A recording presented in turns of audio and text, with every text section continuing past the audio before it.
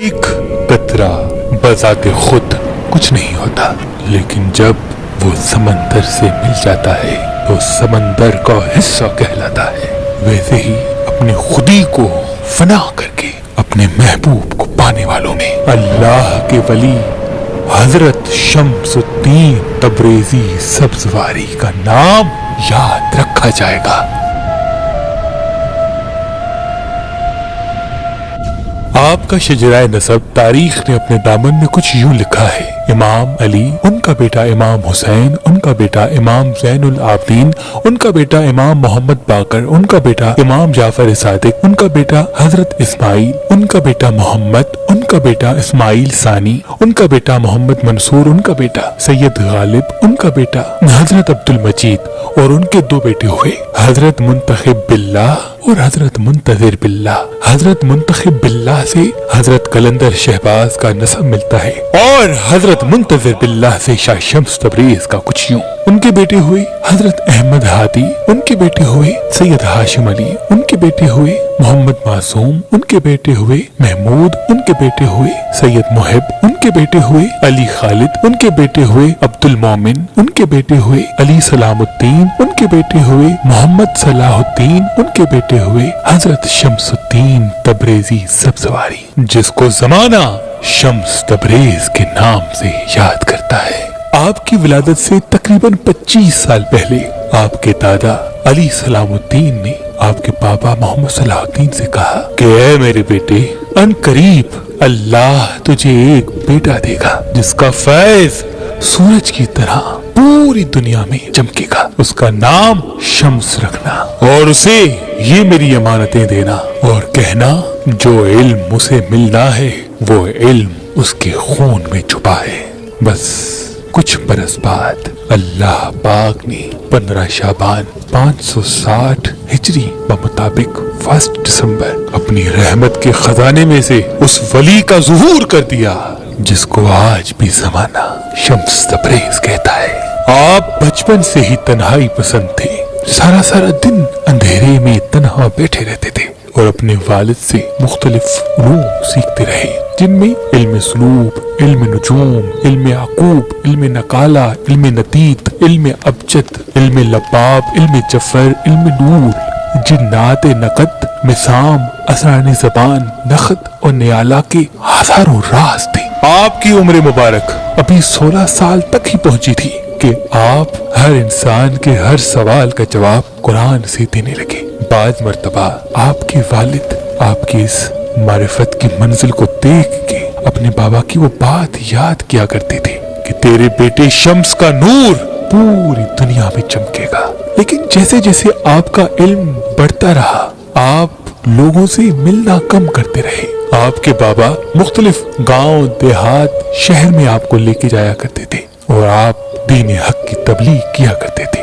بس آپ کی عمر ابھی تھوڑی بڑی ہوئی تو آپ کے والد نے آپ کی الگ طبیعت کو دیکھ کے حضرت جلال الدین کی بیٹی سے آپ کی شادی کرانے کا فیصلہ کر دیا۔ اپنے والد کی خوشی کے لیے آپ نے شادی کر دی اور اس سے آپ کو اللہ نے 2 فرزند عطا کیے، ایک سید نصیر الدین اور دوسرا سید اللہ الدین، جن سے آپ کی اولاد آج بھی پوری دنیا میں شمسی، تبریزی یا سبزواری سادات کے نام سے پائی جاتی ہے۔ بس زندگی گزر ہی رہی تھی کہ ایک رات آپ کے والد نے خواب دیکھا کہ وہ سورج کی روشنی کو زمین میں تدفین کر رہا ہے۔ خواب سے بیدار ہوا، تعبیر پوچھنے کے لیے سوچ ہی رہا تھا تو آپ کے فرزند حضرت شمس تبریز قریب آئے اور کہا، بابا، اللہ نے سورج کی روشنی کو سب کے لیے رکھا ہے، لیکن آپ کا اس سورج سے پیار اس فیض کو دنیا سے روک دے گا۔ بس اتنا کہنا تھا تو آپ کے والد نے اس خواب کی تعبیر پالی اور کہا، اے میرے بیٹے، تیرا جہاں جی کرے وہاں چلا جا، کیونکہ تیرے ہاتھوں سے، تیرے کردار سے لاکھوں لوگ فیض پائیں گے اور سینکڑوں لوگ مسلمان ہوں گے۔ جاؤ بیٹا جاؤ۔ بس اپنے بابا سے اجازت لے کے آپ تبریز کی طرف روانہ ہو گئے اور 12 سال تبریز میں رہے۔ जैसे कि वहाँ के लोग इंसानों पे जुल्म करते थे, तो आप मुसलसल उनकी इस्लाह करते रहे। तभी आपको शम्स सब्जवारी और शम्स तबरेजी भी कहा जाता है। बस उसके बाद शाह शम्स तबरेज मक्के की तरफ रवाना हो गए। अल्लाह के घर की जियारत के बाद रोज़ा रसूल पे आए। वहाँ से नजफ, नजफ से करबला, करबला से बगदाद, बगदाद से सामरा, सामरा से फिर मशहद, मशहद से कीनिया, अफ्रीका, पूरी दुनिया में मुख्तलिफ जगहों पे जाते रहे और अपने किरदार और करामात और इल्म से लोगों को फैज़ देते रहे। तभी आपको मुख्तलिफ ममालिक के लोग मुख्तलिफ नाम से बुलाने लगे। रोम में शम्स तबरेज, इराक में शम्स बगदादी, ईरान में शम्स तबरेजी सब्जवारी, कश्मीर में शम्स परिंदा, अफ्रीका में शम्स कलंदर, किनान में शम्स किनानी, मिस्र में शम्स मिस्री और शाम में शम्सुद्दीन के नाम से याद किया जाने लगा। आपकी एक आदत हुआ करती थी कि आप मुख्तलिफ शहर जाके तबलीग और लोगों की इस्लाह किया करते थे, लेकिन जब वहाँ के लोग दर्से अखलाक पा लेते थे तो आप वहाँ से कूच कर लिया करते थे। वो लोग ढूंढते रहते थे, लेकिन आप फिर कहीं ऐसी जगह चले जाया करते थे जहाँ लोगों को इस्लाह की जरूरत होती थी। तभी आपकी एजाजी कब्रें काफी मकामात पर हैं। कोई ईरान में भी आपकी एजाजी कब्र बनी हुई है, रोम में भी आपकी एजाजी कब्र बनी हुई है, तुर्की में भी आपकी एजाजी कब्र बनी हुई है, कराकरम में भी आपकी कब्र बनी हुई है, क्योंकि आप लोगों की इस्लाह के बाद अचानक से वहाँ से चले जाते थे और लोग आपको ढूंढते रहते थे और आपकी एजाजी कब्र बना लेते थे। ऐसे घूमते घूमते जब आपकी उम्र मुबारक तकरीबन 60 साल की हुई तो आप रूम पहुंचे।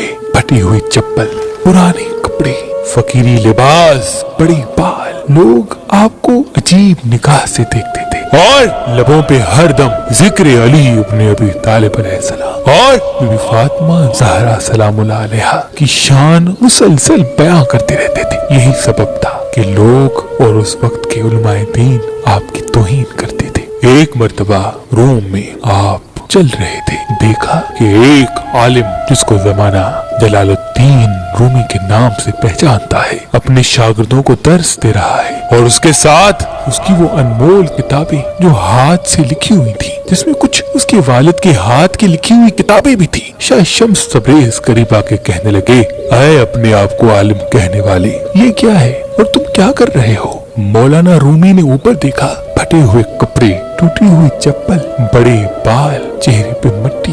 जब इस हाल को देखा तो कहा, बाबा कहीं और जाओ, मैं बच्चों को पढ़ा रहा हूँ और ये तुम्हारे समझ से बालतर बातें हैं, जाओ जाओ यहाँ से जाओ। बस ये कहना था तो शाह शम्स तबरेज ने देख के उन पूरी किताबों को साथ में नदी थी उसमें फेंक दिया। फेंकने के बाद मौलाना रूमी परेशान हो गए, अपने हाथ सर पे रख के कहने लगे, क्या है बाबा तुमने ये क्या कर दिया? तुमने गजब कर दिया। इतनी अनमोल किताबें मेरी दादा मेरे पापा ने इतनी मुश्किलात से लिखी, वो सारी तुमने नदी में फेंक दी, ये तुमने क्या किया? मौलाना रूमी के शागिर्द शाह शम्स तबरेज की तौहीन करने लगे। आप सबको देखते रहे और इशारा किया कि रुको। नदी में हाथ डाला और एक एक किताब को बाहर निकाला और मौलाना रूमी के हाथ में वो किताबें एक एक करके जमा कर दी। तो मौलाना रूमी ने जैसे देखा वो किताब खुश्क और उस किताबों से मिट्टी निकल रही है, वो देख के हैरान हो गए और शाह शम्स तबरेज से पूछने लगे, ऐ बाबा ये क्या है? शाह शम्स तबरेज ने कहा, ये वो है जो तुम नहीं जानते। बस शाह शम्स तबरेज ये कह के चले गए और मौलाना रूमी अपने शागिर्दों को छोड़ के शाह शम्स तबरेज के पीछे पीछे आने लगे और कदमों में गिर गए और कहने लगे, मुझे माफ करना, मुझे अपना शागिर्द बनाओ, जो इल्म तुम्हारे पास है मुझे भी सिखा। तो शाह शम्स तबरेज ने कहा, इल्म ढूंढने से नहीं बल्कि खुद को खोने से मिलता है, क्योंकि एक कतरा कुछ नहीं होता, लेकिन जब वो समंदर से मिल जाता है तो समंदर का हिस्सा कहलाता है। बस उस दिन से मौलाना रूमी सारा दिन आपके कदमों में बैठ के आपसे फैज हासिल किया करते थे और आपके मुरीद बन गए और रक्स करने लगे। लोगों को पढ़ाने के बजाय अपने आप में खो गए, खुदा के इश्क में जमीन को खम कर दिया। लेकिन जो मौलाना रूमी के शागिर्द थे वो दिन ब दिन हजरत शाह शम्स तबरेज के दुश्मन बन बैठे कि इस बाबा ने पता नहीं क्या हमारे उस्ताद पे जादू कर दिया कि सारा सारा दिन ये घूमते रहते हैं, रक्स करते रहते हैं, हर चीज तब्दील कर दी, हर चीज छोड़ दी। मौलाना रूमी शाह शम्स तबरेज की शान में कहते थे कि शम्स ऐसे है कि दुनिया का कोई कितना भी बड़ा आलिम हो, लेकिन जब शाह शम्स तबरेज की सोहबत में बैठता है तो उसे ऐसा लगता है कि मुझे तो कुछ नहीं आता जो इसे आता है। पूरी दुनिया को शम्स तबरेज के कसीदे सुनाया करते थे और कहते थे कि मुझ जलालुद्दीन रूमी को यकीन और मारिफत शाह शम्स तबरेज से मिली। लेकिन आपके खानदान वाले दिन ब दिन शाह शम्स तबरेज की तौहीन करने लगे, बुग़्ज़ रखने लगे, हसद करने लगे। तो आप रोम कोनिया छोड़कर दमिश्क सीरिया चले गए और हमेशा की तरह वहाँ पे भी गुमनामी की जिंदगी बसर करने लगे और लोगों की इस्लाह करने लगे। लेकिन यहाँ पे मौलाना रूमी रो रो के निढाल हो गए, अपने शागिर्दों और घर वालों से लड़ते रहे कि ये तुमने क्या कर दिया, अल्लाह के उस वली को मुझसे दूर कर दिया जिसकी वजह से मुझे मेरा वजूद मिला था। मौलाना रूमी की हालत ऐसे हो गई जैसे एक बच्चे से उसकी माँ अलग हो जाए। रोते रहते थे, पूरा साल गुजर गया। किसी ने मौलाना को ये खबर दी कि दमिश्क में शम्स तबरेज को देखा गया है। तो आप ढूंढते ढूंढते दमिश्क आ पहुंचे और बड़ी मिन्नतें की कि आप हमारे साथ रहें, आप हमसे अलग ना हो, क्योंकि मुझे आपसे काफी फैज और लेना है। आप मेरे लिए मारिफत के राही हैं, मेरे हादी हैं, मेरे मुर्शिद हैं, मेरे उस्ताद हैं। बस बहुत मिन्नतों के बाद शाह शम्स तबरेज फिर से रोम आ गए और साथ रहने लगे। तो फिर से मौलाना रूमी ना मदरसा, ना जुम्मे का खुतबा, ना शागिर्दों को इल्म, ना किसी से बात, बस फकीरों की तरह अपने खुदी में खोए हुए शाह शम्स तबरेज के साथ मारिफत की राह पे अकेले चल पड़े। कुछ वक्त तो लोगों ने सब्र किया, लेकिन फिर से मुनाफिकीन उठे, हासदीन उठे और कहने लगे कि जब तक ये ढोंगी बाबा होगा तब तक हमारा उस्ताद हमें इल्म नहीं देगा। आओ इस बाबा को कत्ल कर लेते हैं, मार देते हैं। शाह शम्स तबरेज ने अपने शागिर्द मौलाना रूमी से कहा कि तुम्हारे लोग मुझे मारना चाहते हैं। मौलाना रूमी ने कहा किस में है हिम्मत कि मेरे उस्ताद को हाथ लगाए। शाह शम्स तबरेज ने कहा बस जितना तुम्हें सीखना था मुझसे तुम सीख चुके, अब तुम फैज अपने अल्फाज में ढाल के ज़माने तक पहुंचाओ।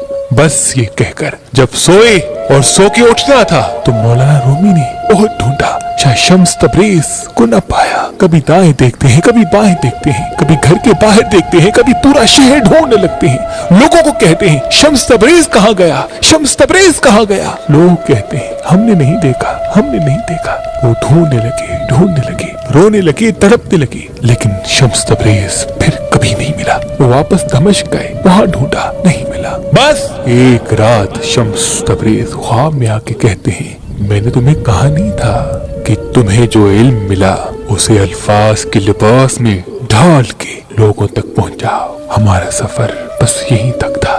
इस ख्वाब के बाद मौलाना रूमी अपनी फैज मारिफत से लोगों को मुतवज्जा करते रहे और आपके इश्क में आपकी एक एजाजी कब्र बना ली। जब भी याद आती तो आके आपकी कब्र को सलाम करते थे। और शाह शम्स तबरेज वहां से इमाम अली के रोजे पे आके एक फकीर की तरह बैठ के जिंदगी बसर करने लगे। कभी किसी गांव, कभी किसी शहर जाते थे, लोगों की इस्लाह करके फिर से रोजा इमाम अली पे आके बैठ जाते थे। बस एक मर्तबा आप इमाम मूसा काज़िम अलैहिस्सलाम के रोजे की ज़ियारत के लिए बगदाद गए तो बगदाद का बादशाह रास्ते से जा रहा था। सब अपने सर को झुका के खड़े थे, लेकिन शाह शम्स तबरेज बारोब उस बादशाह के चेहरे को देख रहे थे। बादशाह को ये बात पसंद नहीं आई। उसने कहा ये फकीर कौन है? लोगों ने कहा पता नहीं, ऐसे ही कोई फकीर है आया है। उसने शाह शम्स तबरेज को कैद करा के अपने महल बुलाया और तौहीन की, बहुत कुछ कहा। शाह शम्स तबरेज सिर्फ देखते रहे। बहुत तौहीन के बाद अपने महल से निकाल दिया। बस शाह शम्स तबरेज का बगदाद से नजफ की तरफ जाना था कि इतनी देर में उस बादशाह का बेटा मर गया। बेटे का मरना था तो लोगों में ये चर्चा शुरू हो गया कि शायद उस फकीर की बद्दुआ लगी है जिसको बादशाह इतना बुरा भला कह रहा था। उसने कुछ भी नहीं कहा। बादशाह को इस बात का एहसास हुआ। उसने अपने सिपाहियों से कहा कि जाओ ढूंढो उस फकीर को ढूंढो, मुझसे बड़ी गलती हो गई, मैं उसे माफी मांगना चाहता हूँ, मुझे इतनी बड़ी सजा न दे, जाओ उसे ढूंढो। किसी ने कहा कि हम उस फकीर को नजफ में देखते हैं, वो रोज़ाए अली के साए में बैठा होता है। आते हैं और शाह शम्स तबरेज के कदमों पे गिर के कहते हैं, ऐ अल्लाह के वली, चलो बादशाह के पास। तो आपने कहा, कौन बादशाह? मेरा बादशाह सिर्फ अली है। लोगों ने कहा, आप चलिए, वो आपसे माफी मांगना चाहता है, उसका बेटा मर गया और उसे ये लगता है कि उसे आपकी बद्दुआ लगी है, बस ये कहना था। तो आपने कहा, जाओ अपने बादशाह और उसके मरे हुए बेटे को मेरे बादशाह अली की दरबार में लेके आओ। बस वो बादशाह रोते रोते अपने बेटे की लाश को लेके शाह शम्स तबरेज के पास आया और दस्ते अदब को जोड़ के अर्ज करने लगा, ऐ अल्लाह के वली, मुझे माफ करना, मैं दौलत के नशे में मस्त था, आपके दिल को दुखाने के सबब अल्लाह ने मुझसे मेरा बेटा ले लिया। शाह शम्स तबरेज ने कहा, जिंदगी और मौत अल्लाह के हाथ है।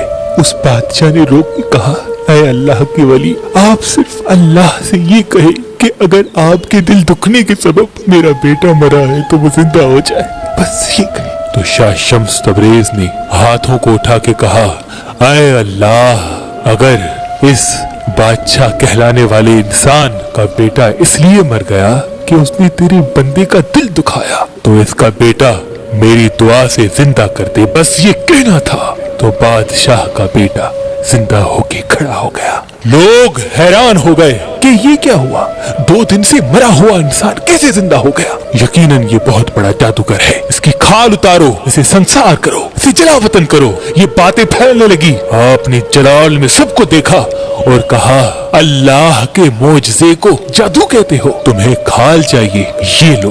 बस अपने हाथों से अपने बालों को पकड़ा और खींच के अपनी खाल उतार के उसके कदमों में फेंक दी। सब देखते रहे और आप बगदाद से हिंदुस्तान की तरफ रवाना हो गए। इस मोजज़े के बाद वो जो बेटा जिंदा हुआ था, उसने अपने बाबा से कहा कि मेरी जिंदगी शम्स तबरेज की दुआ का सदका है, आज के बाद मैं इनका गुलाम बन के रहूंगा। तो बस आपके साथ एक आपका बेटा नसीरुद्दीन और दूसरा वो शहजादा मोहम्मद चलते रहे। दरियाए जनाब से होते होते मुल्तान आ पहुंचे। मुल्तान का तारीखी पस मंजर कुछ यूं है कि ये शहर सदियों से आबाद है। हजारों साल पहले एक कौम जिसका नाम माली था यहाँ आके रहने लगे। संस्कृत में आबाद होने को स्थान कहते हैं, तो यूं इस शहर का नाम माली स्थान पड़ गया, जो रफ्ता रफ्ता मालीतान और मालीतान से मुल्तान हो गया। शाह शम्स तबरेज जब अपने मुबारक कदम लेके इस शहर पहुंचे तो ना आपके जिस्म पे खाल थी, ना पहनने के लिए अच्छे कपड़े, ना पाँव में नाले, बस जिस्म से खून बहता रहा और मुसलसल खून बहने से कीड़े आपके जिस्म से लिपटे हुए होते थे। लोग आपसे नफरत किया करते थे, कोई आपसे बात तक नहीं करता था, कोई आपके करीब आके आपको खाना तक नहीं देता था, लेकिन आप अपने वजद में अपने खुदा के इश्क में मसरूफ रहा करते थे। बिल आखिर उस शहजादे के बेटे को बेइंतहा भूख लगी तो किसी ने थोड़ा सा गोश्त अल्लाह के नाम पे उसको दे दिया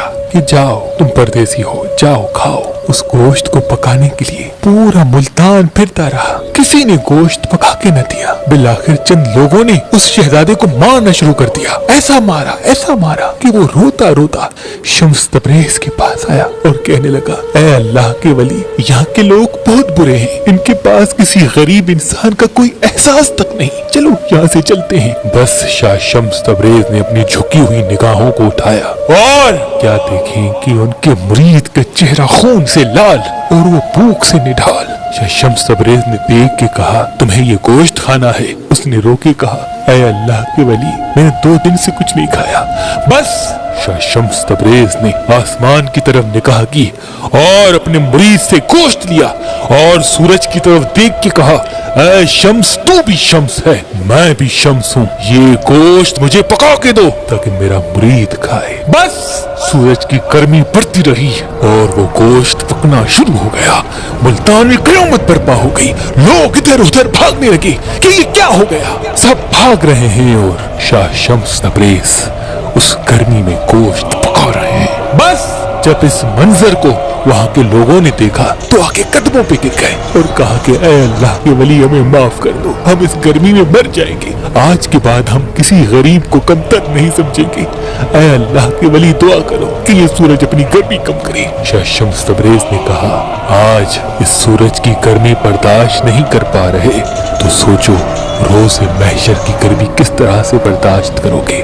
अल्लाह की मखलूक का एहसास करो, अल्लाह की मखलूक को कभी कम न समझो, क्योंकि अल्लाह अपनी मखलूक से बहुत प्यार करता है। बस आपने दुआ की और सूरज की गर्मी फिर से कम होती गई। लोग आपकी जियारत के लिए दूर दूर से आते रहे, आपके कदम चूमने लगे और आपके फर्जंद नसीरुद्दीन और उस शहजादे के बेटे ने बताया कि ये शम्स तबरेज है, मौलाना रूमी का उस्ताद, सब्जवार का सैयद, आले रसूल आले अली है। आपके जिस्म पे खाल ना होने की वजह से आपके जिस्म का खून इतना बह चुका था कि चंद ही अयाम में आप दारुल फना से दारुल बका की तरफ कूच कर गए। लेकिन आपके बेटे नसीरुद्दीन ने जो इल्मी बातें आप लोगों को बताया करते थे, इल्मे नुजूम, इल्मे जफर, इल्मे नखत के वो राज जो जमाने को सिखाते थे, वो अक्सर करके तहरीर किया करते थे। और वो जो पत्थर